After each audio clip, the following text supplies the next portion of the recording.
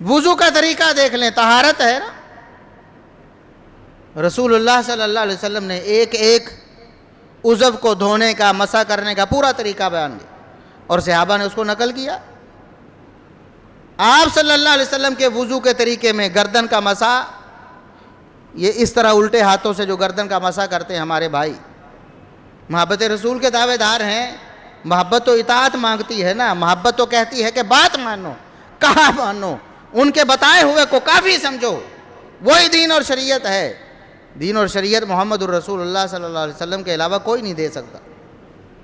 آپ کے وضو میں گردن کے مسح کا کوئی تذکرہ بالکل نہیں، بالکل نہیں، میں دعوے کے ساتھ کہہ رہا ہوں، اور اگر کسی کو کوئی اشکال ہے تو میں حاضر ہوں۔ بالکل محمد الرسول اللہ صلی اللہ علیہ وسلم کے وضو میں گردن کا الٹے ہاتھوں سے جو مسح ہمارے ہاں رائج ہے، آپ صلی اللہ علیہ وسلم نے پوری زندگی نہیں کیا۔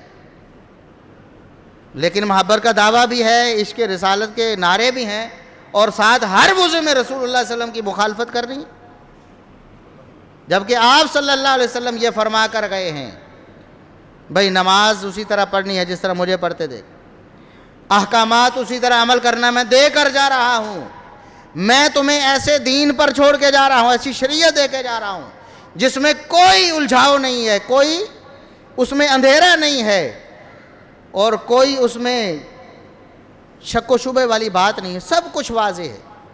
لیکن اس کے باوجود محمد الرسول اللہ صلی اللہ علیہ وسلم کی صرف محبت کا دعویٰ کیا جاتا ہے، عمل کرنے کی باری آتی ہے پھر کیا کہتے ہیں ہمارے مسلمان بھائی؟ جب ہم ان سے بات کرتے ہیں وہ کہتے ہیں جی ہمارے بزرگوں نے یوں لکھا ہوا ہے، آخر ان کے پاس بھی تو کچھ ہوگا۔ جب محمد الرسول اللہ صلی اللہ علیہ وسلم کی بات آ جائے تو کسی بزرگ، کسی پیر اور کسی ولی اور کسی امام کو سامنے لانا یہ آپ کی توہین ہے، یہ آپ کی عزت نہیں ہے۔ کیا صحابہ کرام یہی کرتے تھے کہ رسول اللہ صلی اللہ علیہ وسلم کا فرمان سن کر اس کے بعد اپنے بزرگوں کے پاس جا کر پوچھتے تھے کہ بزرگوں ہم مان لیں کہ نہیں مانیں؟ آپ صلی اللہ علیہ وسلم موجود ہوں اور آپ حکم فرمائیں اور اس کے بعد کوئی جسارت کر کے کہے کہ نہیں میں تو اپنے فلاں سے جا کے پوچھوں گا پھر مانوں گا، تو ایسا شخص تو بے ایمان ہوتا ہے۔ کون سا ایمان ہے اس کا؟ تو رسول اللہ صلی اللہ علیہ وسلم کے فرامین قیامت تک کے لیے محفوظ ہے۔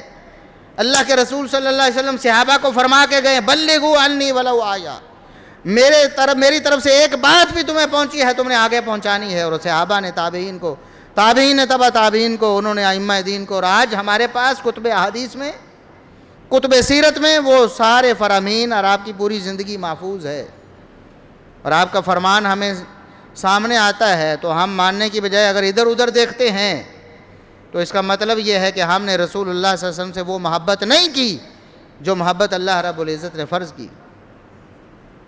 اللہ نے کیا فرمایا؟ قل اطیعوا اللہ والرسول، اے نبی آپ ان سے کہہ دیں، اعلان فرما دیں اللہ کی اطاعت کرو، رسول کی اطاعت کرو۔ فَإِن تَوَلَّوْا، جو لوگ اللہ اور اس کے رسول کی اطاعت سے منہ موڑ لیں گے، اللہ کا فرمان سامنے آنے کے بعد، رسول اللہ صلی اللہ علیہ وسلم کی سنت اور سیرت سامنے آنے کے بعد بھی اس پر عمل نہیں کریں گے، فرمایا کہ فَإِنَّ اللَّهَ لَا يُحِبُّ الْكَافِرِينَ، اللہ کافروں سے کوئی محبت نہیں رکھتا۔